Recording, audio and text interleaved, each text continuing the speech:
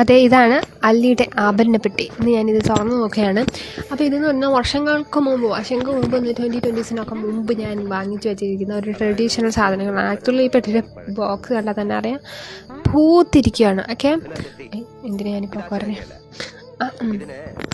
എന്നിട്ട് അപ്പോൾ ഇതിനകത്തുള്ളത് കുറേ വളകളാണ്. വളകളൊന്നും നമ്മൾ ഈ ഒരു കാലത്ത് നമ്മൾ യൂസ് ചെയ്യത്തില്ല, അതുകൊണ്ട് തന്നെ വളകൾ ഞാൻ ഉപയോഗിക്കാറില്ല. വല്ല കാലത്തും തൊട്ടാലായി, അത്രേ ഉള്ളൂ.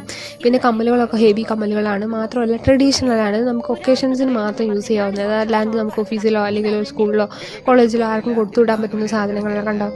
ഇതിൽ പകുതി കംപ്ലൈൻ്റ് ആയിട്ടുണ്ട്. ഇത് ഞാൻ എടുത്തു നോക്കിയപ്പോഴാണ് ഞാൻ അറിഞ്ഞത്.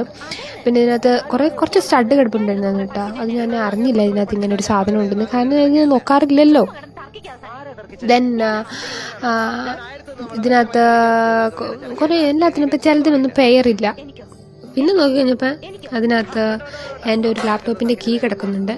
ആക്ച്വലി ഇത് ഞാൻ എടുത്തു വെച്ചതാണ്, പോവാതിരിക്കാൻ വേണ്ടി എടുത്തു വെച്ചതാണ്.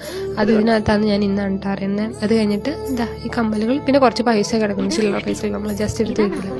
അങ്ങനെ ഇത്രയും സാധനങ്ങൾ എൻ്റെ പെട്ടിക്കകത്തുണ്ടായിരുന്നു. അങ്ങനെ അല്ലിയുടെ ആഭരണപ്പെട്ടി തുറന്നിരിക്കുന്നു.